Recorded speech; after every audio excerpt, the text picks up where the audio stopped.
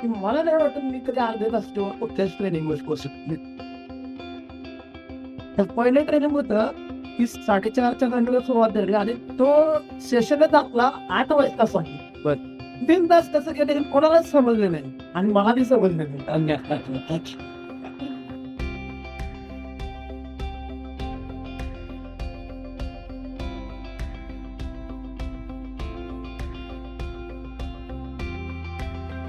सदरच्या प्रशिक्षणामध्ये गटशेतीचं महत्व आणि त्यापासून कमी खर्चात शेतकऱ्याचं उत्पादन कसं होईल याबाबतचं इत्थंभूत माहिती पाणी फाउंडेशन मार्फत आपल्याला देण्यात आलेली आहे.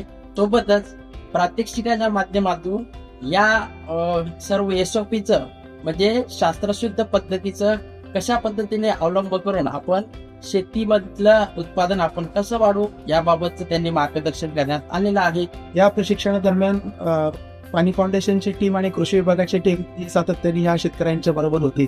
त्याच्यामध्ये गटांची निर्मिती करणं आणि त्याच्या माध्यमातून वेगवेगळ्या शेतकऱ्यांच्या येणाऱ्या समस्या असतील किंवा उत्पादन वाढीचे जे वाढीला असतील याबाबत त्यांना खूप चांगल्या प्रकारे आणि थोडंसं अनौपचारिक पद्धतीने आपल्याला म्हणता येईल अशा प्रकारचं प्रशिक्षण या ठिकाणी एक चांगल्या प्रकारे देण्यात आलेलं आहे. आम्ही प्रेरित होऊन आमची सगळा CRP टीम सगळ्या महिलांनी सुद्धा आपापल्या गावी आपल्या घरच्यांना त्यांनी फोन केले आणि त्या आपण याचा प्रयोग करा इथूनच त्यांनी चालू केलं. आणि मी स्वतः महिलांचा आणि इतर ट्रेनिंग मधला ऐकून मी माझा स्वतः घरी वडिलांना फोन केला.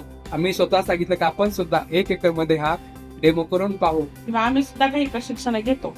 त्यात असं येतं की 1 दिवसाच्या प्रशिक्षणाला आपण आलो की 11-12 वाजता प्रशिक्षण सुरू होतं आणि परत संध्याकाळी आपण जायची वाट होतो. तर 3 दिवसाच्या प्रशिक्षणात काय होतं की आपण येतो आणि किमान 2 दिवसाचे मुक्काम होतात. एकमेकांशी संवाद होतो तुमचा. मी काय करतो माझ्या शेतीत, तुम्ही काय करता, किंवा मी इथे अभ्यास दौऱ्याला गेलेलो, तिथे गेलेलो, किंवा हे जैविक शेती करतात तर त्याचा काय फायदा आहे, मी कसं होतं करतो, म्हणजे तुमच्यामध्ये इंटरॅक्शन होतं, तुमचा संवाद होतो एकमेकांमध्ये आणि जी काही आवड आहे दुसऱ्या दिवशी शिकण्याची ती पुन्हा तयार होते. खरंच पाणी फाउंडेशनची प्रशिक्षण घेण्याची पद्धत खूपच चांगली आहे. या ट्रेनिंगच्या निमित्तानं मी माझ्या शेतकरी बांधवांना बघितलं एक सांगू इच्छितो की आपल्याला एक संधी मिळाली की पाणी फाउंडेशन सोबत काम करणे. अशी संधी कोणालाही मिळत नाही. आपण भाग्यवान आहे की आपल्याला काहीतरी नवीन करायला मिळते.